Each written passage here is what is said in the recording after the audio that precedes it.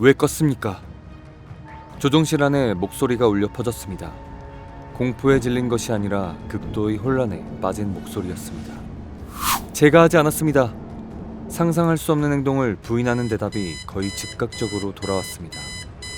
이것은 침묵이 뒤덮이기 직전 불과 몇 초 동안 지속된 운명적인 대화, 마지막으로 기록된 말이었습니다.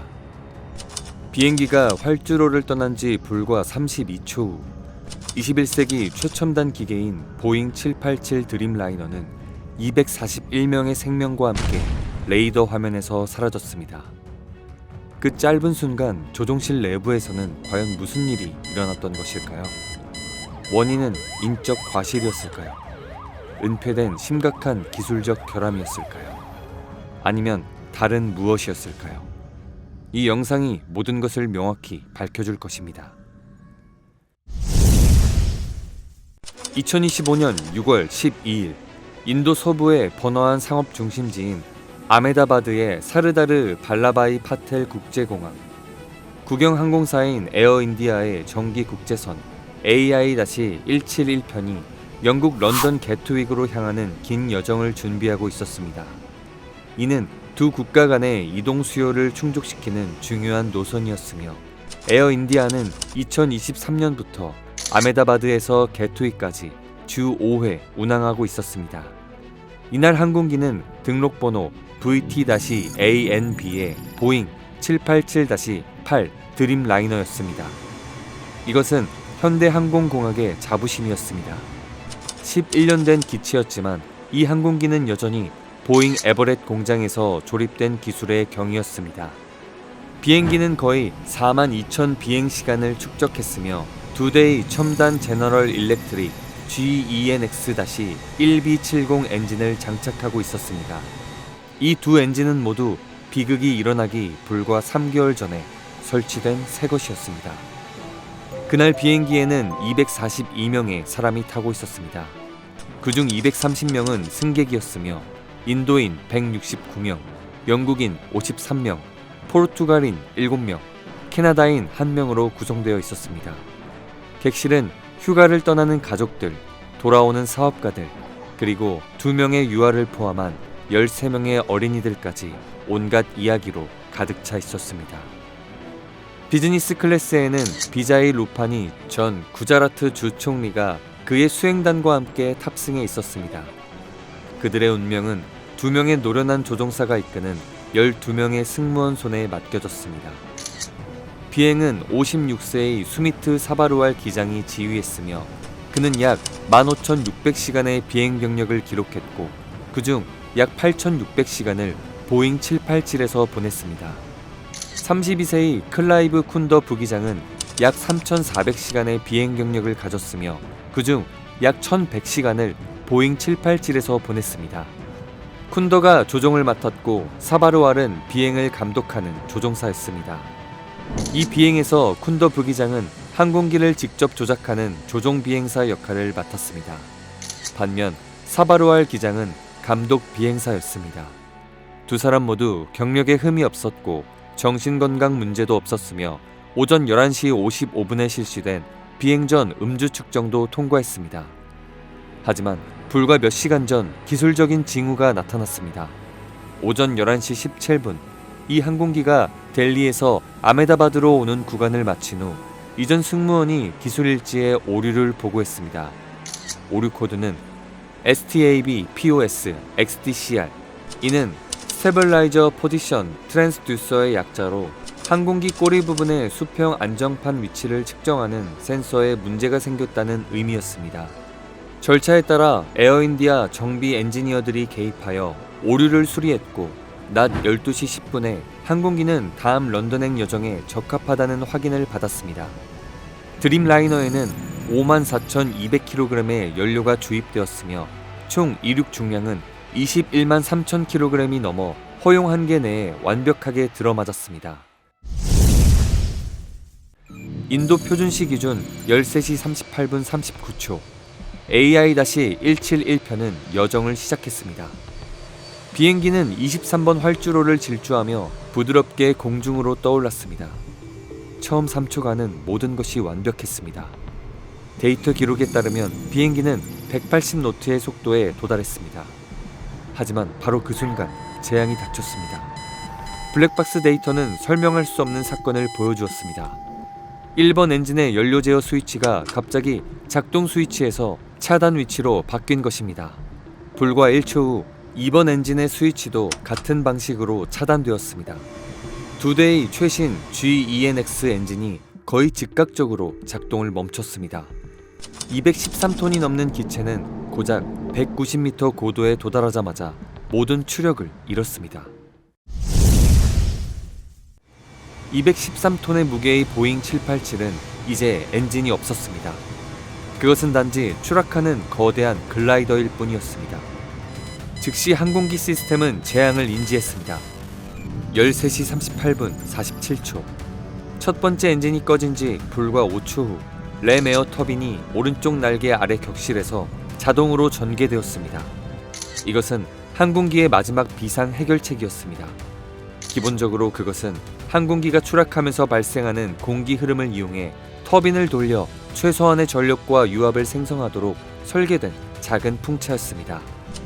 RAT의 활성화는 항공기가 두 엔진 모두로부터 주 전력을 완전히 상실했다는 부인할 수 없는 기술적 증거였습니다. 그러나 불과 190m의 고도와 급격히 감소하는 속도에서 RAT가 제공하는 미미한 에너지는 상황을 구하기에 역부족이었습니다. 그것은 단지 짧은 몇 초 동안 기본적인 비행 시스템과 무전기를 유지하기에 충분할 뿐이었습니다. 조종실에서도 재앙에 대한 인지는 거의 즉각적이었습니다. 활주로를 이륙한 지 26초인 13시 39분 05초. 두 조종사 중 한 명이 조난 신호를 보냈습니다. 메이데이, 메이데이, 메이데이. 아메다바드 항공 교통관제소는 즉시 응답하며 교신을 재설정하려 시도했습니다. 하지만 그들에게 돌아온 것은 죽음의 침묵뿐이었습니다. 그 메이데이 호출이 마지막 교신이었습니다. 불과 6초 후인 13시 39분 11초. 비행 데이터 기록 장치가 작동을 멈췄습니다. 활주로에서 바퀴를 뗀 순간부터 비극으로 끝날 때까지의 전체 비행은 불과 32초밖에 걸리지 않았습니다. 드림라이너는 공항에서 불과 1.7km 떨어진 인구 밀집 지역을 뚫고 땅으로 추락했습니다. 거대한 화염이 치솟아 건물과 차량을 삼키고 한낮을 어두운 밤으로 만들었습니다. 소방 및 구조대가 즉시 출동하여 현장을 봉쇄했습니다. 상상할 수 없는 파괴의 현장 속에서 이 비행기 사고 참사는 주변 민간인을 포함하여 총 241명의 생명을 앗아갔습니다. 기적적으로 한 사람이 살아남았습니다. 11A 좌석에 앉아있던 40세의 영국 국적 남성 승객이었습니다. 심각한 부상을 입었지만 의식은 있었던 그는 스스로 옆에 비상탈출구를 열고 불타는 비행기 잔해에서 기어나왔습니다. 그 순간에 대한 그의 단편적인 기억은 객실 조명이 갑자기 깜빡였다는 것, 이어서 큰 쾅 하는 소리, 이것은 엔진이 갑자기 꺼지는 소리일 수 있습니다. 그 후 끔찍한 폭발이 일어나기 전까지 추락하는 비행기의 절대적인 침묵이었습니다. 이러한 기억은 기술 데이터와 완벽하게 일치했습니다. 깜빡이는 불빛은 바로 항공기 전기 시스템이 주 전원에서 RAT가 공급하는 비상 예비 전원으로 전환되는 순간이었습니다.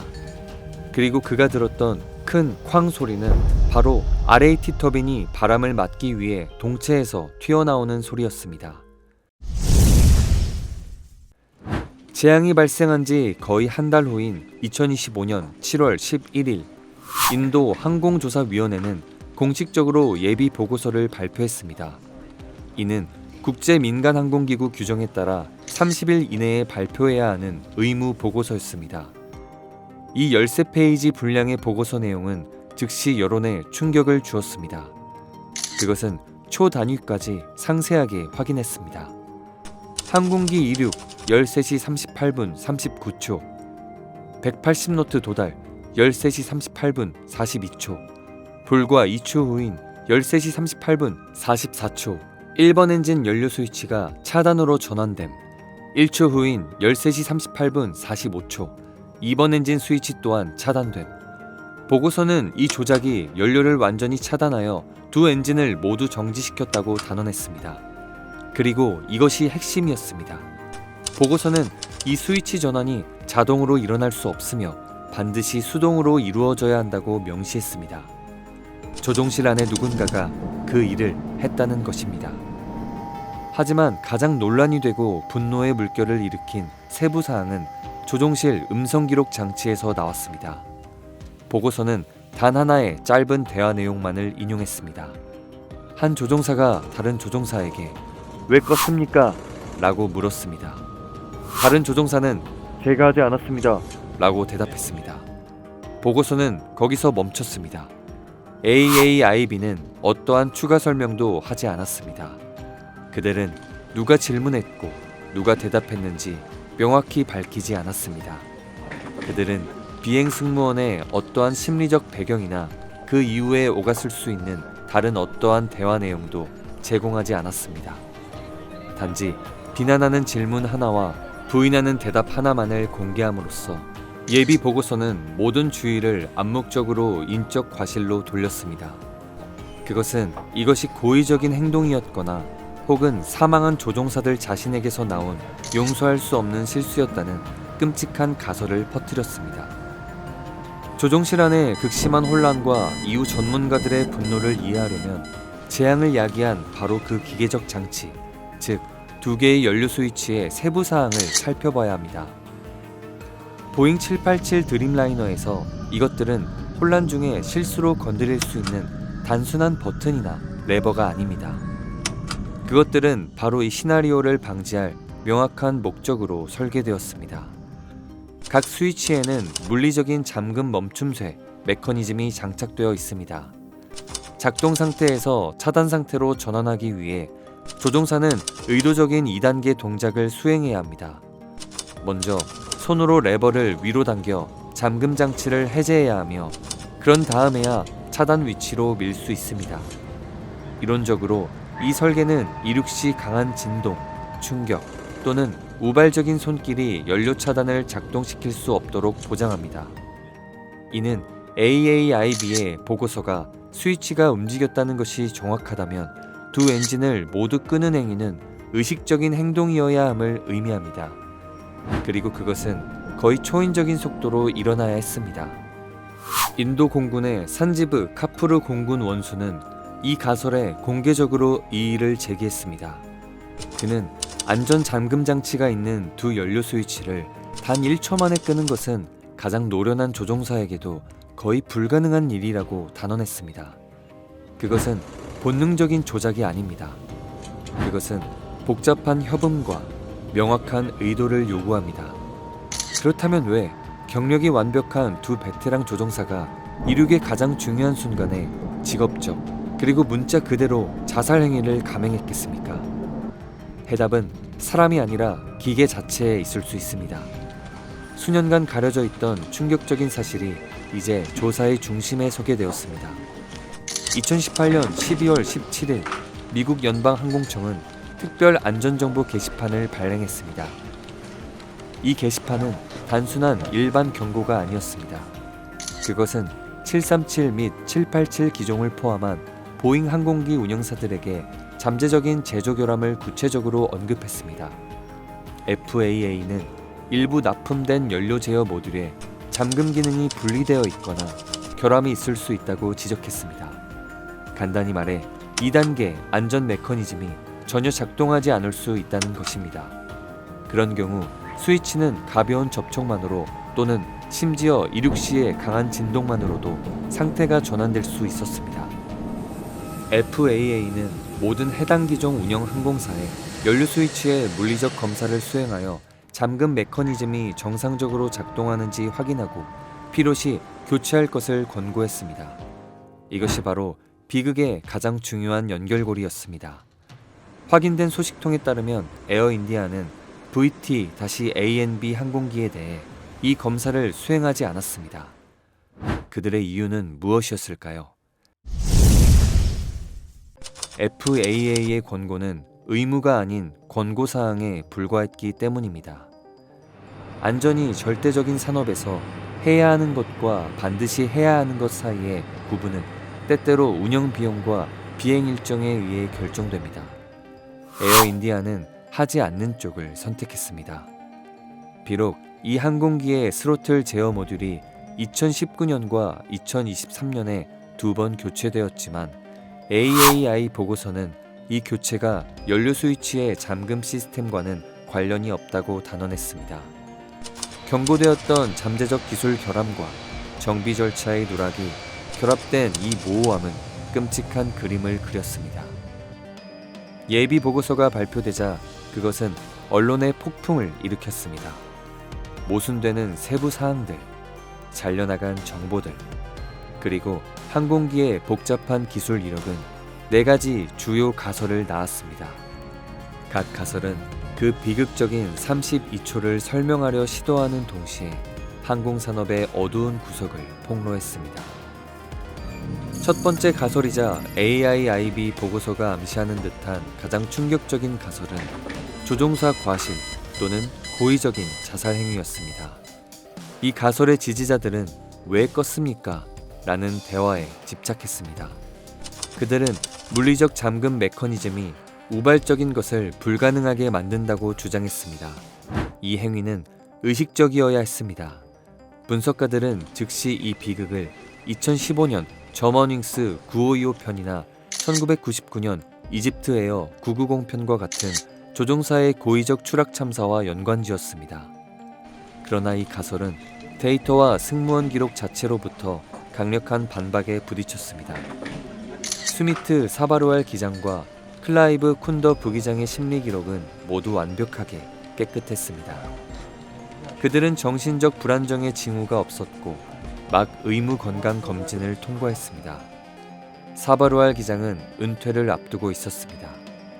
가장 중요하게도 블랙박스 데이터는 연료가 차단된 지 불과 10초 후인 13시 38분 52초에 조종사들이 첫 번째 엔진의 스위치를 다시 켜려고 시도했음을 보여주었습니다. 4초 후 그들은 두 번째 스위치를 다시 켰습니다. 1번 엔진은 실제로 재시동을 시작했습니다. 이것은 명백한 항공기 구조 반사 작용이었으며 마지막 순간의 필사적인 노력이었습니다. 그것은 자살 의도와는 완전히 모순되었습니다. 많은 조종사와 기술 전문가들이 지지하는 두 번째 가설은 이것이 치명적인 기술적 결함이었다고 믿습니다. 그들은 2018년 FAA의 경고를 직접적으로 지적했습니다. 만약 이 787의 잠금 메커니즘이 FAA가 경고한 대로 정말 결함이 있었다면 전자적 문제나 이륙 시의 강한 진동이 스위치들을 스스로 전환시켰을 수 있습니다. 이 시나리오에서 왜 껐습니까? 라는 질문은 비난이 아니라 아무도 만지지 않았는데 차단 위치에 있는 스위치를 본 조종사의 극심한 혼란이었습니다. 제가 하지 않았습니다는 사실의 확인이었습니다. 안타깝게도 AIB의 예비 보고서는 잔해에서 수거되었을 때 이 스위치들의 실제 기계적 상태에 대해 전혀 언급하지 않았으며 이 중요한 조사 방향을 의심스럽게 열어둔 채로 남겨두었습니다. 세 번째 가설은 조종실이 아닌 경영진의 사무실로 주의를 돌립니다. 이는 에어인디아 자체의 권리 책임과 안전 문화에 중점을 둡니다. 2018년 FAA의 경고를 단지 권고사항이라는 이유로 무시하기로 한 결정은 조직적인 선택이었습니다. 항공산업에서 절대적인 안전과 운영 비용 사이의 아슬아슬한 경계는 항상 시험대에 오릅니다. 권고된 검사를 수행하지 않음으로써 에어인디아는 가장 작은 기술적 위험보다 비행 일정과 이윤을 우선시한 것이 아닐까요? 사실 이 항공기의 스로틀 제어 모듈은 2023년에 교체되었지만 AIB 보고서는 이 교체가 연료 스위치의 잠금 메커니즘과는 아무런 관련이 없다고 단언했습니다. 이는 정비 절차의 치명적인 허점이자 결국 241명의 생명으로 대가를 치른 책임의 모호함이었습니다. 하지만 네 번째이자 가장 우려스러운 가설은 조종사에게 책임을 돌리는 것이 객관적인 조사 결론이 아니라 의도적인 책임 회피 전략이었음을 시사합니다. 그 목표는 거대 기업, 특히 항공기 제조사 보잉을 보호하는 것이었습니다. 이에 대한 가장 명백한 증거는 바로 금융시장의 반응이었습니다. 인적 과실을 명백히 암시하는 AIB의 예비 보고서가 발표된 직후 보잉의 주가는 2025년 최고치를 기록하며 급등했습니다. 투자자들은 보잉의 심각한 설계 결함으로 인한 값비싼 소송이나 항공기 리콜에 직면하지 않을 것이라고 믿고 안도의 한숨을 내쉬었습니다. 만약 연료 스위치에 정말로 시스템적인 문제가 있었고 보고서의 모호한 표현 뒤에 치명적인 기술적 결함이 숨겨져 있었다면 누가 최종적인 책임을 지게 될까요? AI-171편 비극 이후 에어인디아의 모 회사인 타타그룹은 사망한 각 희생자 유가족에게 1,000만 루피, 약 11만 6천 달러를 보상하는 AI-171 추모기금을 설립했습니다. 그리고 비행기가 충돌한 BJ 의과대학 기숙사 재건을 지원하기로 약속했습니다. 그룹은 또한 부상자들의 모든 의료 비용을 부담했습니다. 보상금은 매우 신속하게, 심지어 너무 신속하게 전달되었다고 17명의 희생자 유가족을 대변하는 미라 파텔 변호사는 말했습니다. 그들은 돈을 받기 전에 소송을 제기하지 않겠다는 서약서에 서명하라고 요구했습니다. 많은 가난한 가족들은 당장 돈이 필요했습니다. 하지만 그 서명은 돈으로 산 침묵이기도 했습니다. 그녀는 이것을 돈으로 산 침묵이라 부르며 이 요구가 유가족들이 나중에 법적 조치를 취하는 것을 막기 위한 것이라고 암시했습니다. 보잉 787은 현재 1091대가 전 세계를 날아다니고 있습니다. AI-171 참사 이후 연료 스위치에 대한 어떠한 의무검사 명령도 내려지지 않았습니다. FAA는 2018년에 권고를 유지했습니다. 보잉은 단지 잠금 메커니즘의 정기검사라는 작은 한 줄을 추가했을 뿐입니다. 의무가 아니었습니다. 단지 권고일 뿐이었습니다. 계산에 따르면 결함을 수리하기 위해 전체 항공기를 리콜하는 데는 명성 피해를 제외하고도 약 5억 달러의 비용이 들 것이지만 241명의 목숨에 대한 회사는 단지 약 2,800만 달러의 보상금만 지출했습니다. 하지만 이 이야기에는 또 다른 어두운 구석이 있습니다. 2025년 9월 전 보잉 생산 관리자였던 에드워드 피어슨, 우리는 2015년부터 연료 스위치 문제에 대해 알고 있었습니다. 최소 47건의 내부 보고서가 제출되었습니다. 모든 보고서는 통계 데이터 불충분이라는 이유로 기각되었습니다. 미국 상원의 조사에서 2019년 보잉 내부 이메일이 발견되었습니다. 787 연료 스위치 문제는 맥스 2.0이 될 수 있음, 축소하고 조종사 훈련으로 초점을 전환할 것을 제안함. 이 이메일은 에어인디아 171 참사 5년 전 FAA 경고 2년 후에 발송되었습니다. 발신자와 수신자 모두 두둑한 퇴직금을 받고 조기 은퇴했습니다. 이러한 은폐 음모에 대한 의심은 근거가 없는 것이 아닙니다. 이는 특히 경제적, 국가적 정치 이익이 막대할 때 항공조사의 투명성에 대한 깊은 불신을 반영합니다. 전문가들은 2022년 3월 중국 동방항공 5735편 추락 참사라는 또 다른 무서운 침묵을 재빨리 지적했습니다. 그날 보잉 737기가 거의 수직으로 지상에 충돌하여 탑승자 132명 전원이 사망했습니다. 3년이 지났지만 중국 정부는 국가 안보를 이유로 최종 조사 결론을 여전히 완전한 비밀에 붙이고 있습니다. AI-171편과 마찬가지로 그 항공기 역시 보잉의 제품이었습니다. 중국의 침묵과 인도의 성급한 조종사 비난은 동전의 양면처럼 보입니다. 절대적인 진실을 추구하는 대신 상업적, 정치적 이익을 보호하려는 체계적인 노력입니다. 이러한 가설들로부터 한 가지 사실이 분명해집니다. AI-171의 이야기는 단순한 사고가 아닙니다. 그것은 인간, 기계 시스템, 그리고 경제적 이익 간의 복잡한 교차점입니다. 그리고 바로 그렇기 때문에 비행 승무원을 변호하는 사람들은 조종사 과실 가설이 비논리적임을 보여주는 일련의 반박 증거를 신속하게 제시했습니다. 그들의 사람됨을 살펴봅시다. AI-171편을 조종한 두 조종사 모두 경력에 한 점의 오점도 없었습니다. 그들은 정신질환 여력이 없었으며 의료 기록에 어떠한 심리적 압박도 기록되지 않았습니다. 스미트 사바로알 기장은 15,000시간 이상의 비행 경력을 가진 베테랑 조종사였습니다. 이는 업계에서 가장 숙련된 사람들만이 달성할 수 있는 수치입니다. 그는 조종실을 떠난 후의 삶을 계획하며 은퇴를 준비하는 단계였습니다. 개인적으로나 직업적으로나 그가 그런 극단적인 행동을 할 이유는 전혀 없었습니다. 3,400시간 이상의 비행 경력을 가진 클라이브 쿤더 부기장도 비슷한 기록을 가지고 있었습니다. 두 사람 모두 완전히 정신이 맑은 상태였으며 비행 전 의무 음주 측정을 통과했습니다. 하지만 그들을 변호하는 가장 강력한 증거는 예비 보고서가 의도적으로 간과한 듯한 바로 그 블랙박스 데이터에 있었습니다. 연료 스위치가 알 수 없는 이유로 차단 위치로 전환된 지 불과 10초 후인 13시 38분 52초에 승무원들은 즉각적으로 행동에 나섰습니다. 그들은 첫 번째 엔진의 스위치를 다시 켰습니다. 4초 후 그들은 두 번째 스위치를 다시 켰습니다. 데이터는 1번 엔진이 실제로 재시동 과정을 시작했음을 보여주었습니다. 이것은 자살자의 행동이 아닙니다.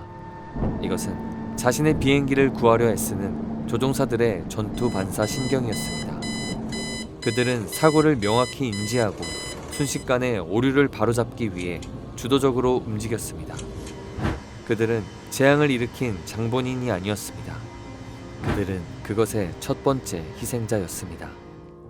이것은 다시 한번 스위치 문제로 귀결됩니다. 단 1초 간격으로 거의 동시에 꺼진 것은 우연한 접촉일 수 없습니다.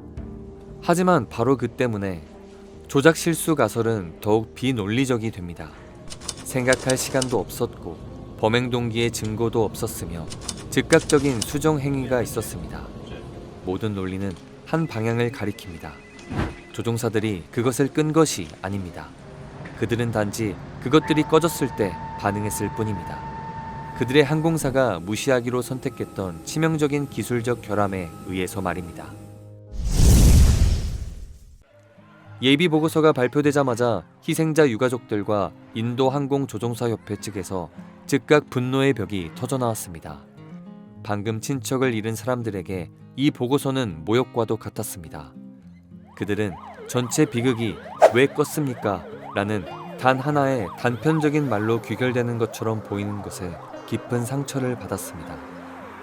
인도 항공사고조사위원회를 향한 고통스럽고 공개적인 질문이 제기되었습니다. 만약 조사당국이 조종실의 전체 녹음 내용을 가지고 있었다면 왜 그들은 고의적으로 죄를 암시하는 모호한 인용문 하나만을 골라 전 세계에 공표하여 여론이 당연하게도 사망한 조종사들에게 비난을 돌리도록 만들었는가? AI-171편 승무원들의 수천 명의 동료를 대변하는 인도 항공조종사협회 역시 이 편향된 조사 방향을 받아들이지 않았습니다. 그들은 AAIB에 깊은 우려를 표명하는 공식 서한을 보냈습니다. 그들은 예비 보고서의 바로 그 어조가 조종사 커뮤니티와 국가관리기관 사이의 신뢰를 심각하게 훼손하고 있다고 경고했습니다. 그들은 절대적인 투명성을 요구했습니다. 그들의 요구는 매우 구체적이었습니다. 잘려나간 발췌본이 아닌 CVR, 그것의 전체 녹음 내용을 공개하라는 것이었습니다. 그들은 그 질문 이후에 무슨 일이 일어났는지 듣고 싶어 했습니다. 기술적 결함에 대한 논의가 있었는가? 보고서가 언급하지 않은 엔진 재시동을 위한 필사적인 노력이 있었는가? 앞서 이 가설의 논리성에 이의를 제기했던 산지브 카푸르 공군 원수는 이륙 직후 항공기의 두 엔진이 모두 고장났음에 틀림없으며 찰나의 순간에 조종사들이 그것들을 재시동하려 시도했다고 믿었습니다. 조종사들과 희생자 유가족들이 답변을 요구하는 동안 거대 기업들은 침묵에 잠겼습니다. 보잉과 에어인디아 모두 기술적 발견, 특히 2018년 FAA 경고와 에어인디아가 연료 스위치 잠금 메커니즘 검사를 수행하지 않은 것에 대해 어떠한 상세한 논평도 내놓지 않았습니다. 월스트리트 주식시장이 반응하면서 이 침묵은 더욱 의심스러워졌습니다. 보잉의 주가는 급등했는데 이는 시장이 제조사가 책임을 지지 않을 것이라고 믿는다는 신호였습니다.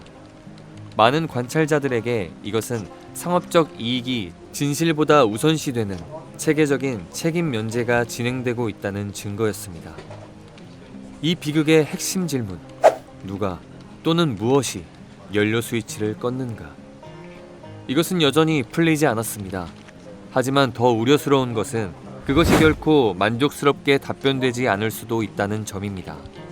조종실 내의 전체 대화 내용과 항공기의 상세한 정비 이력을 포함한 가장 중요한 증거들이 여전히 비밀에 붙여지거나 일부만 공개될 때 진실은 더 이상 비행기의 잔해 더미에 묻힌 것이 아닙니다. 그것은 행정적 결정, 투명성의 결여, 그리고 어쩌면 정치적, 경제적 이익에 의해 묻히고 있습니다. 예비 보고서는 비난을 목적으로 하지 않는다고 했지만 그것이 한 일은 정확히 바로 그것이었습니다. 이제 유일한 희망은 1년 이내에 발표될 예정인 상세한 최종 결론 보고서에 달려 있습니다. 그때가 되어서야 조종사들 간의 전체 대화가 공개될 수 있을 것입니다. 그때가 되어서야 241명의 희생자들과 그들의 가족들은 그 진실이 아무리 쓰러질지라도 진실을 알 기회를 갖게 될 것입니다. 영상을 시청해주셔서 감사합니다. 이 영상이 유익한 정보를 담고 있다고 생각하신다면 좋아요를 눌러주시고 채널을 구독해주세요. 다음 영상